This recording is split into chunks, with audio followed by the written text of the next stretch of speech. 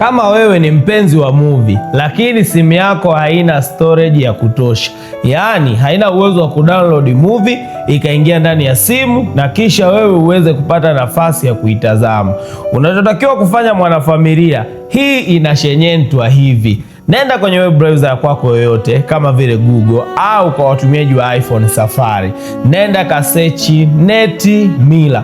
Ukiandika NetMiler pale utaenda kudownload application ya kwanza kabisa ambayo itakuja pale.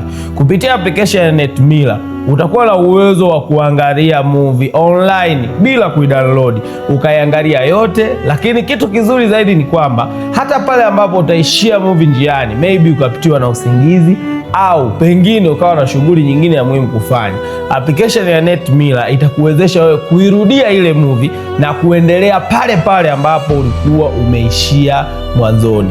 Mwanafamilia, unaangaliaje movie hauna fedha ya kutosha? Sasa hivi mtaji sio changamoto tena.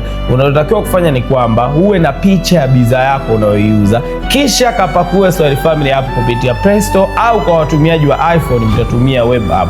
Kule utakuwa na uwezo wa kuupload bidhaa zako, kuzipatia bei, kuchati na wanunuzi, kuchati na wateja, lakini kubwa zaidi ukaendelea kujipatia kipato chako. Pakua Swahili Family app leo. Kuendelea kupata tips kama hizi za teknolojia, make sure umefollow ukurasa wa Instagram na TikTok wa Swahili Family app. Kutoka Uswahilini mpaka duniani, Swahili Family to the world.